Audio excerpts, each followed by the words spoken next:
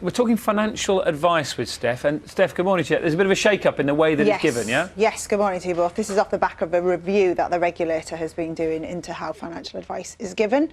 Morning, everyone. Yes, at the moment, financial advisors are required to charge customers for their services instead of taking fees for selling products.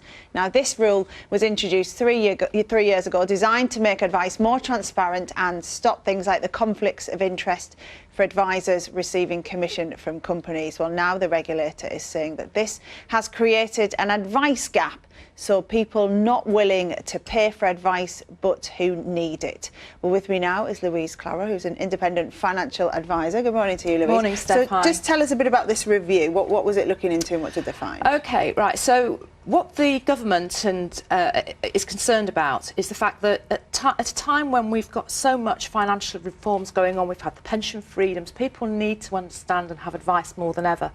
The irony of it is that these new legislations that came in at the end of 2013 banned commissions, and what it's done is it's affected, if you like, the mass market. So people that would normally walk into their bank or building society to get what they thought was free advice are now finding that they're going to have to pay for it and physically write a cheque out.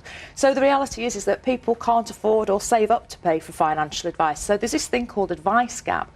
And what's happened is only about 45% of advisor firms, the survey found, is actually prepared to offer advice to people that have got savings of less than 30,000 or more, which is actually what's described as the mass market. Many people are in that bracket, so can't get financial advice because they can't afford or access it. So what would change that? What are they thinking? Well, one of the biggest problems is that the regulatory requirements to give financial advice is such that it takes lots of time and risk for me to give you financial advice. My biggest concern is getting it right for you, but more importantly, making sure that you don't come and sue me in 5 or 10 years' time if I get it wrong.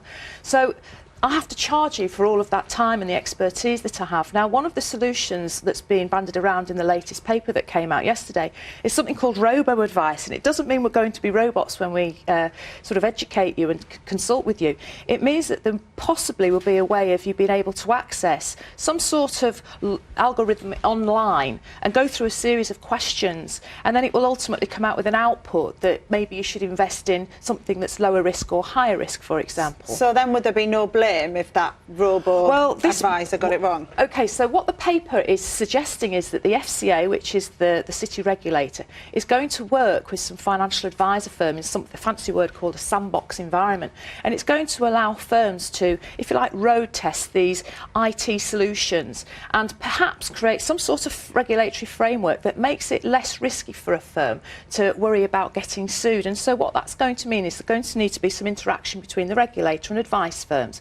And most importantly is the consumers are going to need to understand that the advice that they're being given or the guidance may or may not be protected in terms of getting sued later on. And there may be some things that are getting missed that you would normally get with full financial advice. So it's a balancing act really that needs to be developed. So much to cover, so little time. Absolutely. But Louise, thank you very much. Thanks a lot. That's it for me for now. Thanks both. Thank you.